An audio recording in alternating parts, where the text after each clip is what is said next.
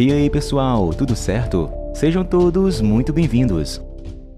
O ano é 2042. Rain é uma órfã que mora na colônia espacial Jackson's Star, a 65 anos-luz da Terra. Seus pais morreram de pneumonia após décadas de trabalho forçado nas minas estelares. Seu irmão Andy tenta manter o bom humor através de trocadilhos, mas ela só quer saber de ir embora dali. A vida é triste na colônia, pois não há nenhuma luz natural e todos os habitantes são explorados sem dó pela mega empresa Weyland-Yutani. O sonho de Rain é morar no planeta Ivaga, e Andy até faz planos de ter um cavalo quando chegarem lá. Agora que a cota mínima de serviço foi atingida, os irmãos estão livres para fazer as malas.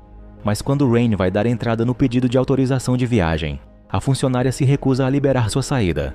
Há uma falta de mão de obra no momento e por isso as cotas mínimas foram dobradas. Rain vai ser transferida para as minas, onde terá que trabalhar pelo menos mais 6 anos.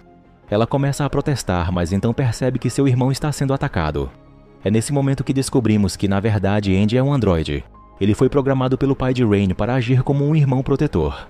Infelizmente, Andy não funciona mais como deveria e agora é Rain quem tem que cuidar dele. Depois de socorrê-lo e reiniciar seu sistema, ela tenta se conformar com a injustiça que acabou de sofrer. Então ela recebe uma ligação de Tyler, seu ex-namorado. Dizendo que tem novidades interessantes, ele pede que ela vá até o seu trailer e que traga Andy também. Chegando lá, Rain encontra vários outros jovens. Navarro é a piloto da turma, Kay é irmã de Tyler e Bjorn é primo deles. Bjorn não é muito fã de androides e faz questão de deixar isso claro na maneira como trata Andy assim que ele chega. A novidade de Tyler é sobre um sinal que foi captado há alguns dias, por acaso. Ele descobriu que a Estação Espacial Renaissance, abandonada há muitos anos, está agora à deriva não muito longe dali. Seu plano é roubar as cápsulas criogênicas que estão lá para fugir da colônia. Leva 9 anos para chegar em Ivaga, e o único outro meio de obter o criogênio necessário para viajar em segurança seria uma autorização de viagem. Rain se impressiona com a audácia de seus amigos. A Renaissance é propriedade da mega empresa Weyland-Yutani e se eles forem pegos nunca vão poder sair dali. Então ela percebe porque foi convidada a participar. Seu irmão artificial também foi produzido pela empresa e funciona com a mesma tecnologia. O grupo precisa dele para burlar os sistemas de segurança da estação, que é operada pelo computador Motter. Rain não quer que Andy se arrisque, até porque ele não funciona mais como deveria. Bjorn tenta convencê-la do pior jeito possível, chamando seu irmão de lata velha. Tyler pede desculpas pelo comportamento do primo, mas diz que ele tem razão em insistir.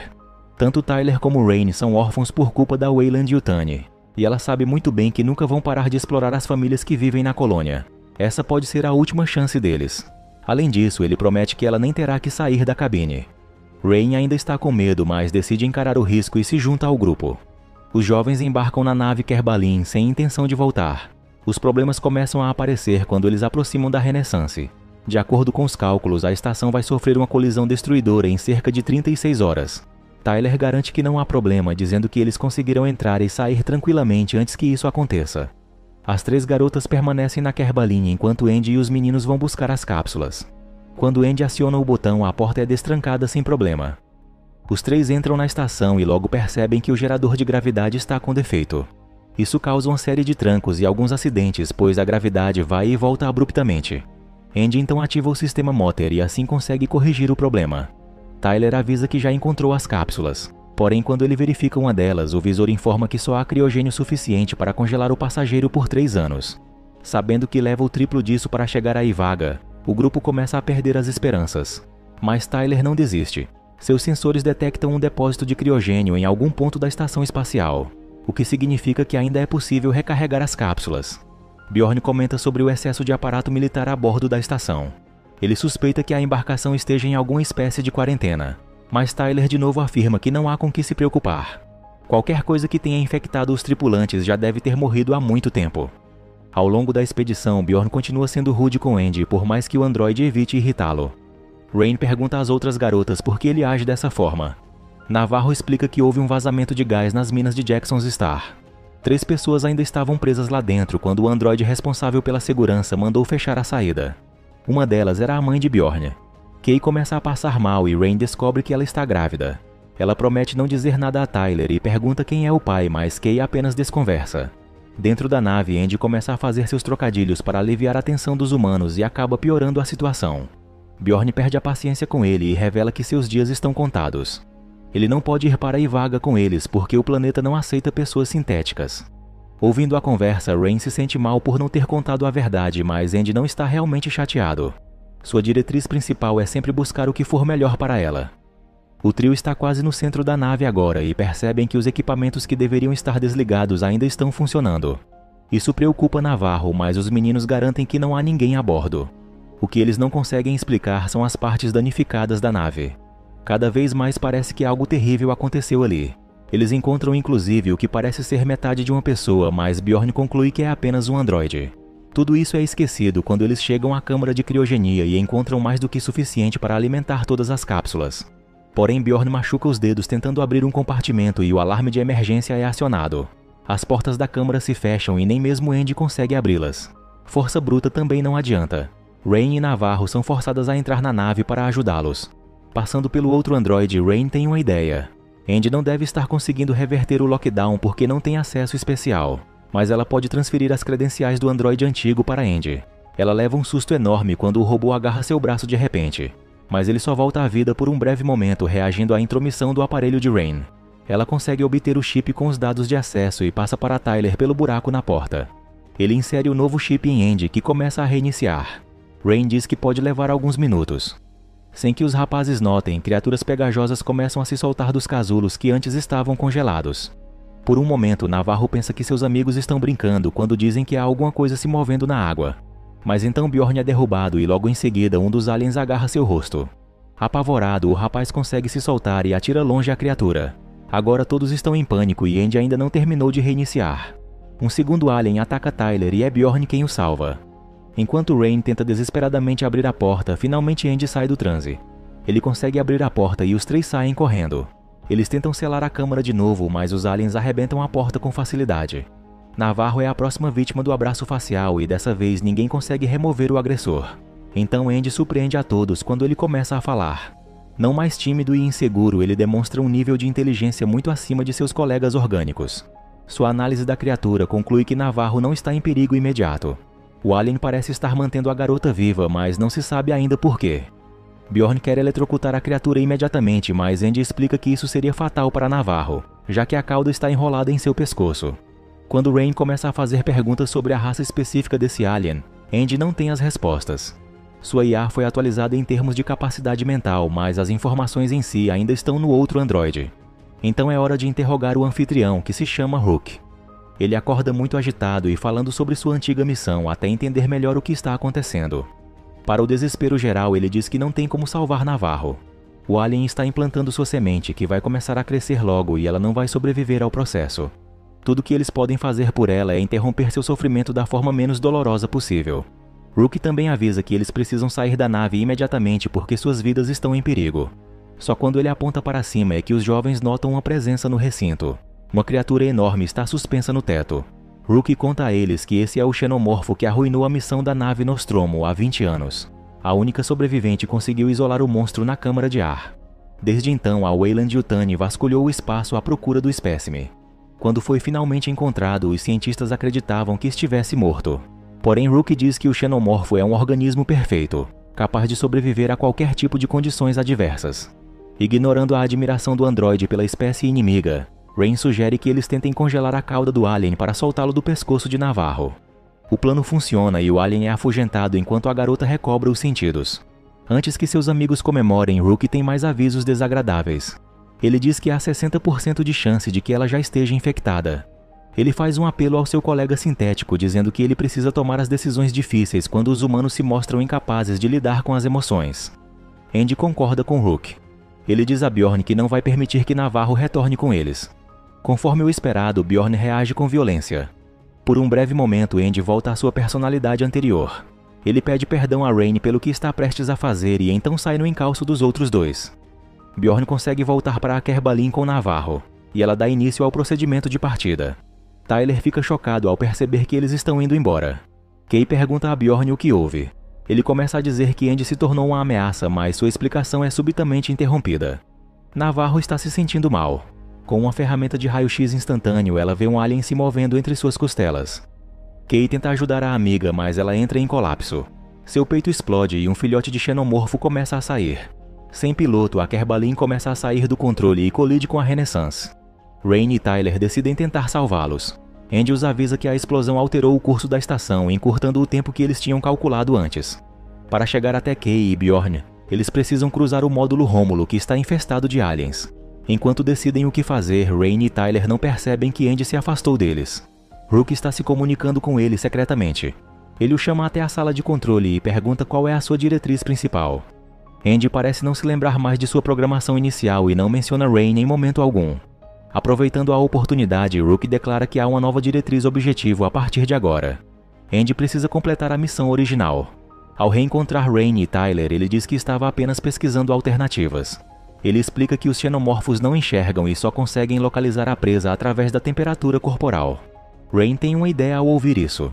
Eles podem elevar a temperatura do ambiente até que seja a mesma que a deles, confundindo assim a percepção das criaturas.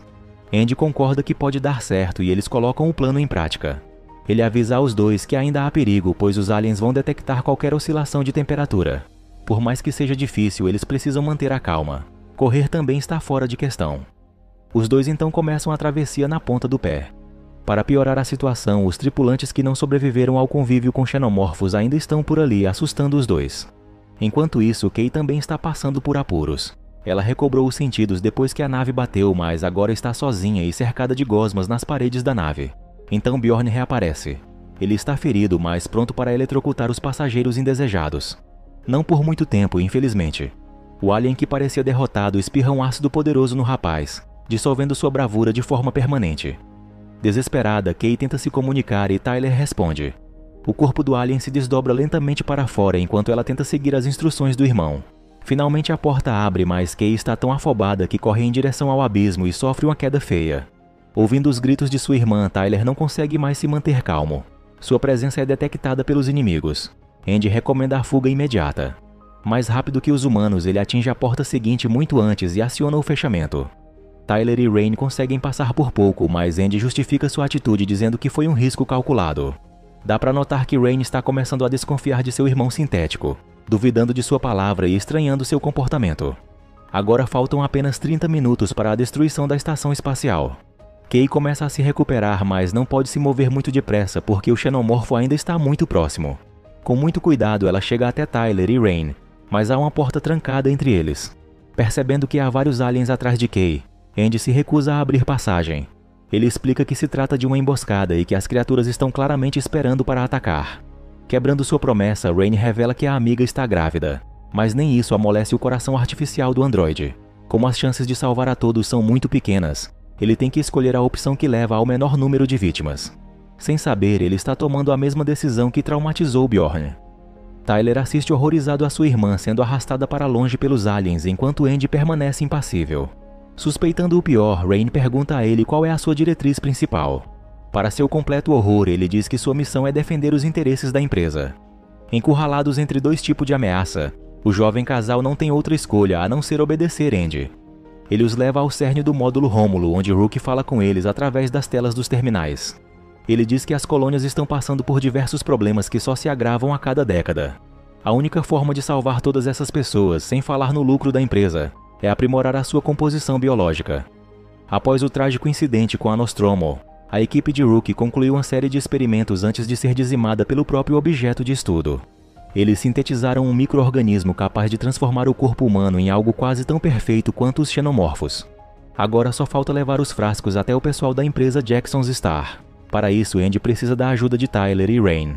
E apesar das diferenças entre eles, a proliferação de aliens no interior da Renessância ainda é um inimigo em comum. Por isso, o androide concorda em emprestar algumas armas ao par de humanos, lembrando que só devem puxar o gatilho em último caso. Um tiroteio espacial nunca é uma boa ideia, mas nesse caso pode até acabar num banho de ácido.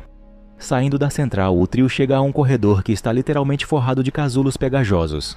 Escolher outro caminho é a decisão óbvia. Mas assim que eles dão meia volta, Tyler escuta um som familiar e percebe que sua irmã está viva. Então ele corre rapidamente até Kay e a liberta do casulo. Andy vem logo atrás e pela primeira vez ele parece ter boas notícias. Kay ainda não foi infectada. Seu invasor não deve ter conseguido alojar a prole por conta do bebê humano que já estava se formando ali. Andy até oferece uma das injeções do composto molecular restaurador, mas Rain não confia tanto assim nos cientistas da Weyland-Yutani. Ela prefere levar a amiga até uma cápsula de criogenia e mantê-la em segurança até o retorno à colônia. Infelizmente, o plano é interrompido por um ataque repentino. Tyler é capturado por um xenomorfo e não sobrevive ao confronto. Andy também sofre danos graves. Rain consegue levar Kay até o elevador, mas decide não subir com ela. Em vez disso, ela lhe dá instruções de como chegar a Kerbalin e acionar o piloto automático, direcionando a nave até o destino original, o planeta Ivaga. Kay concorda com o plano, mas começa a sentir muita dor assim que a amiga vai embora. Sem muitas alternativas, Kay decide tomar uma das injeções. Enquanto isso, Rain retorna às entranhas da estação espacial para salvar seu irmão.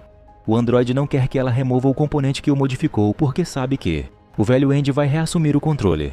Mas Rain se recusa a ajudar o novo Andy, e dessa forma consegue convencê-lo de que não há uma opção melhor para a empresa.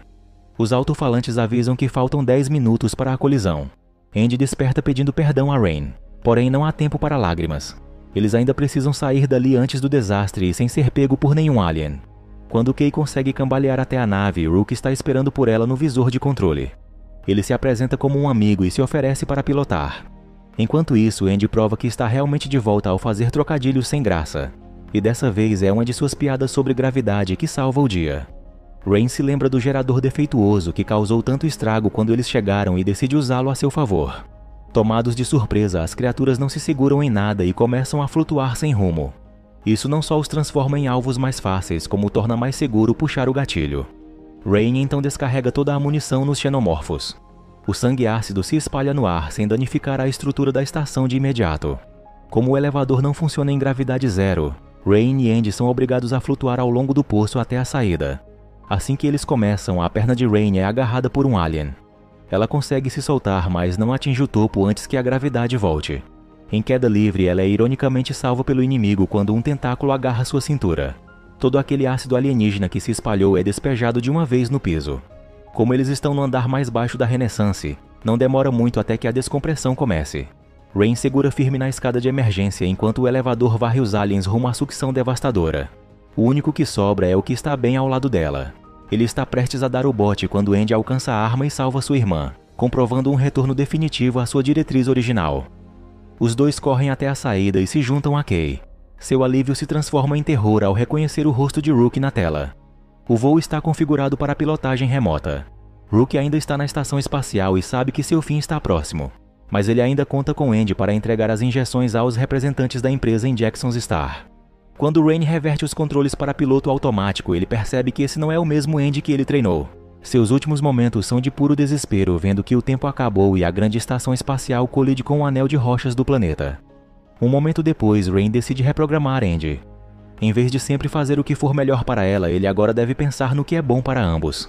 Agora tudo está bem e Rain se prepara para um sono de 9 anos até Ivaga. Mas de repente um alarme indica que há algo errado com Kay. Quando Rain abre a cápsula, sua amiga está aos gritos, pois a gestação está incrivelmente avançada.